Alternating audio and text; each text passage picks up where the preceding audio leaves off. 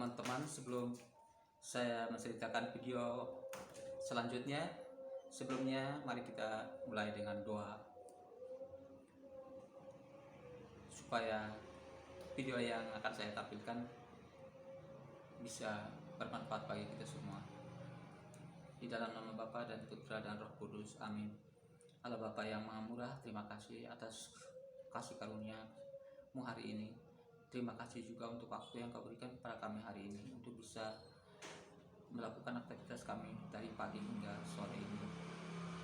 Kami mengucap syukur, terima kasih di dalam pengantaran Putra-Mu, Tuhan kami Yesus Kristus yang berkuasa kini dan sepanjang segala masa, amin.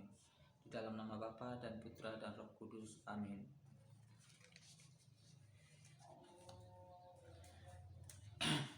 Halo teman-teman, seperti yang kemarin video yang pertama yaitu tentang salib, kelanjutan dari salib. Pada saat aku terima salib, saya kira bahwa itu saya akan mati, dan di dalam kuburan kan banyak salib orang Kristen, jadi saya kira akan mati. Tetapi saat itu suara itu mengatakan kepada saya, dia menyerahkan salib itu, dan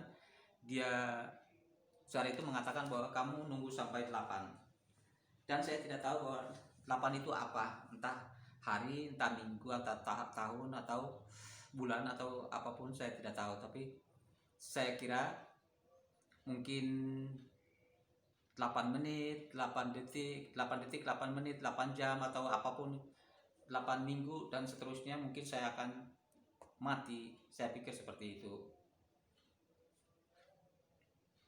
Tapi ternyata tidak, justru saya semakin sembuh, dan tadinya saya makan juga susah, tidak ada nafsu makan, tapi justru saya semakin sembuh dan saya menjalani segala aktivitas saya seperti biasa. Saya juga heran, saya nunggu sampai 8 detik tidak apa-apa, 8 menit juga tidak ada apa-apa, 8 jam tidak ada apa-apa, 8 minggu tidak apa-apa, 8 bulan tidak ada apa-apa juga. Dan 8 ternyata itu terjadi. Saya ketemu lagi dengan suara itu di tahun 1998. Mulainya pas pertemuan pertamanya tuh, cerita yang pertama kan tahun 1991. Ditunggu sampai 8, ternyata sampai tahun 1998. Nah, pada tahun 1998, sebelum 1998, antara tahun 1995 sampai mulailah dari tahun 1995 itu saya mulai sakit, mengalami suatu sakit, yaitu sakit gatal-gatal. Dia seluruh tubuhku semuanya penuh dengan gatal, dan sudah saya berobat kemana-mana tidak sembuh. Berobat ke dokter spesialis juga, justru malah diketawain, katanya kamu sebentar lagi akan mati.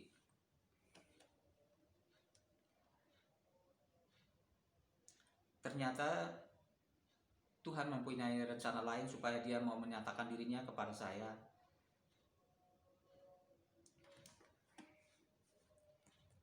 Saya sudah beli obat, pas pada saat itu gajiku nggak cukup untuk beli obat, jadi kayak susah banget, sampai udah usaha mencari obat tradisional pun tidak sembuh, udah pernah didoain pun tidak sembuh, udah minum segala obatan juga tidak sembuh juga.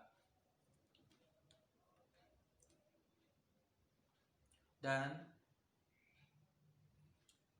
pada tahun itu krisis moneter, krisis seluruh dunia, di Indonesia juga krisis moneter, dan saya kerja di Cipanas, Jawa Barat. Dan setelah itu banyak karyawan yang dirumahkan, banyak karyawan yang dipecat, dan saya ditawarin bahwa jikalau kamu masih mau kerja, berarti kamu dipindahkan ke tempat yang lain. Dan saat itu saya tanya ke tempat di mana, kata atasan saya bilang di Pulau Batam. Terus kalau Pulau Batam kan saya belum tahu, belum pernah ke sana, jadi saya kepengen ke sana, kepengen tahu Pulau Batam itu seperti apa. Terus sampai di sana saya bekerja ke sana tahun 9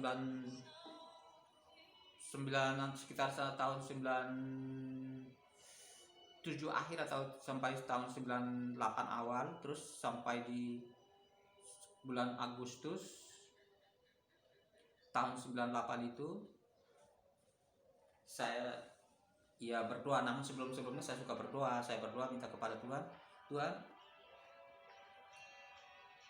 ya saya mohon kesembuhan dari Tuhan untuk penyakit saya. Tetapi saat yang terakhir saya berdoa, saya berlutut di tempat-tempat pasir seperti itu, dan sampai batu-batu tertajam tusuk sampai ke lututku juga. Saya karena kayak saya sungguh-sungguh berdoa, saya tidak mengalami merasa kesakitan sama sekali.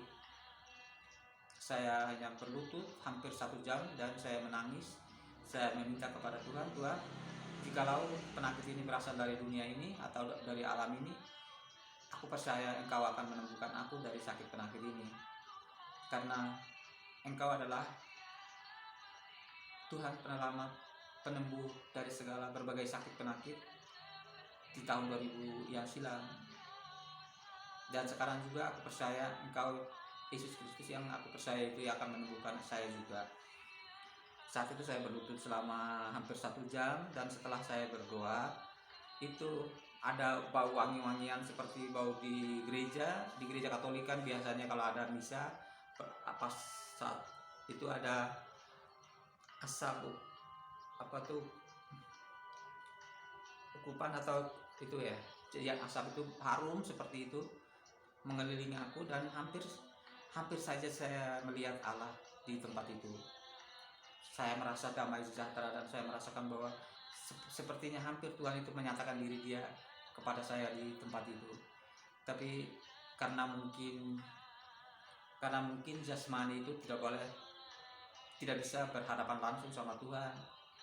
Mungkin karena itu, jadi setelah itu saya pulang, dan aku udah pulang ke rumah lagi, berbaur sama teman-teman, menonton dan lain sebagainya.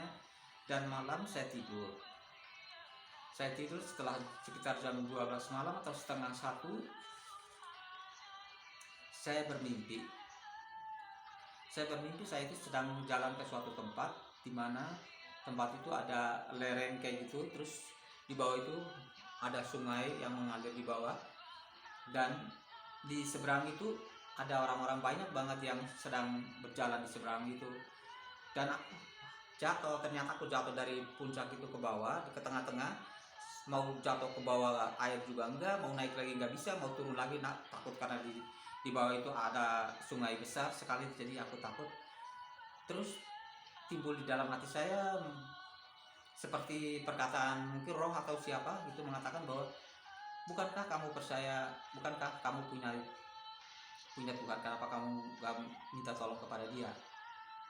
Baru terlintas seperti itu.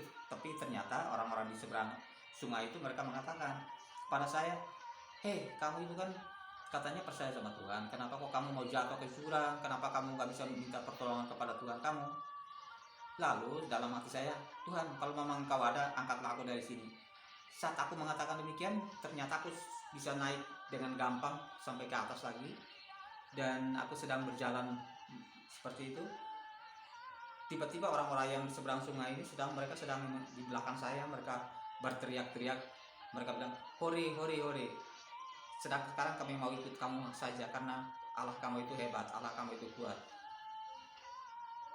Terus saya penasaran, saya kepengen tahu berapa banyak mereka, dan akhirnya saya menoleh ke belakang. Saya melihat mereka itu, memang mereka itu banyak banget di belakang, mengikuti aku, di belakang aku. Dan ternyata yang paling belakang itu adalah Tuhan Yesus Kristus sendiri.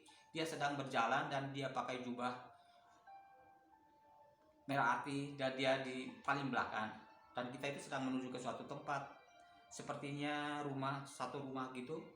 Terus sebelum kita berjalan ke sana dan sebelum kita menyampai ke rumah itu, tiba-tiba Yesus Kristus langsung berjalan cepat-cepat, dan dialah yang memasuki tempat rumah itu, dan dia juga berlutut di situ. Dan ada yang berlutut di sebelah kiri, ada yang sebelah kanan, ada yang sebelah belakang juga. Terus Saya di belakangnya dia, tapi agak jauh. Terus dalam mimpi mengatakan, kok benar-benar ada Tuhan Yesus Kristus ya?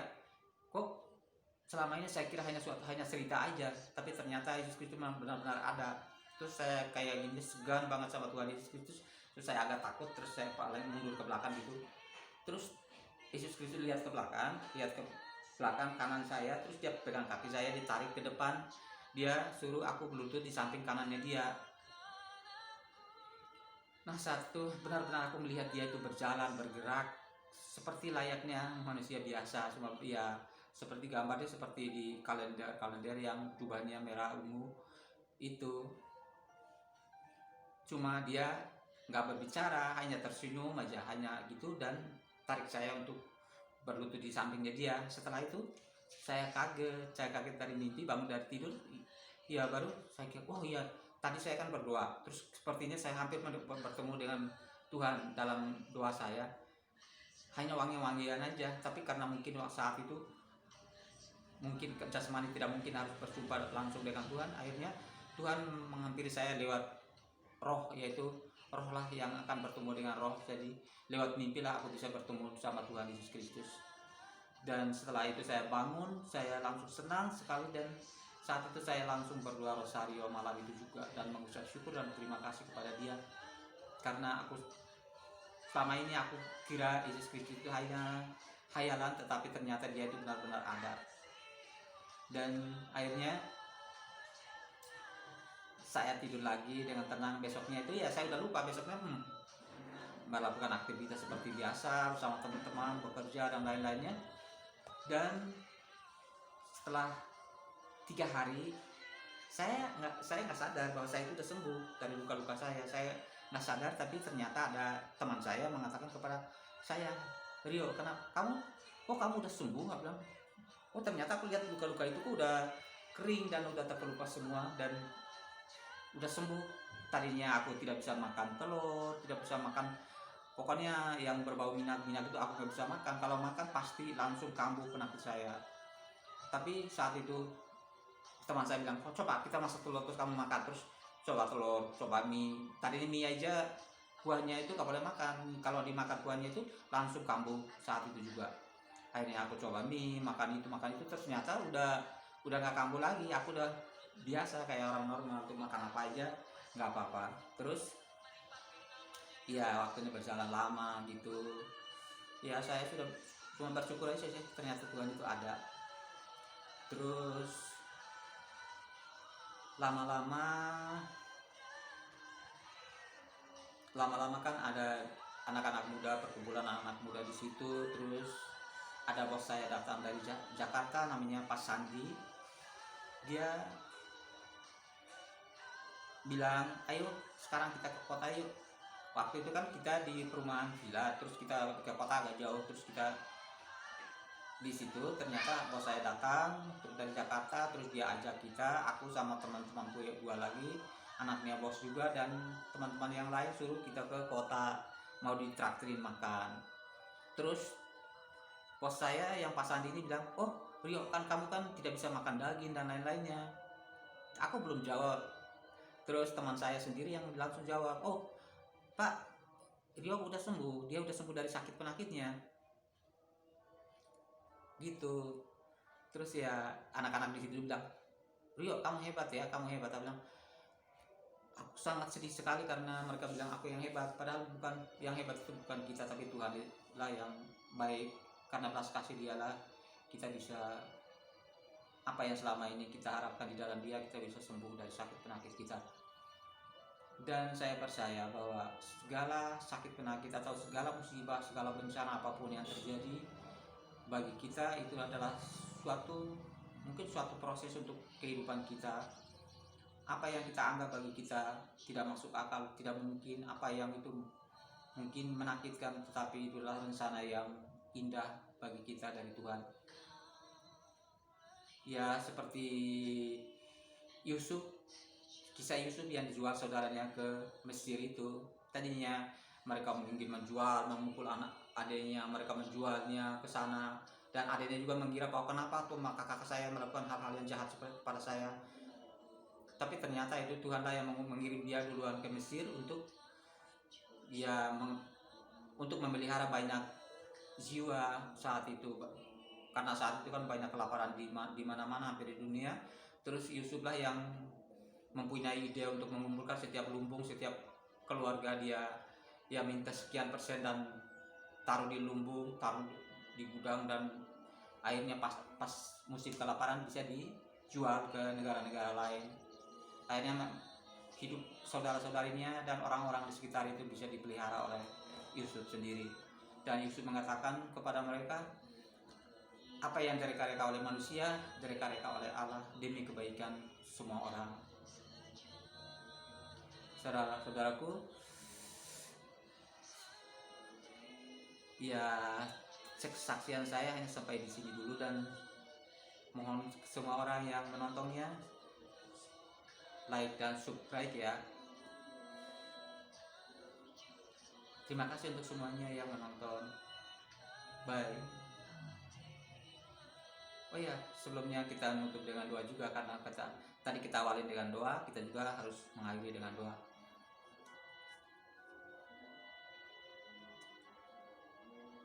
Allah Bapa yang Maha Rahim, terima kasih untuk sore ini.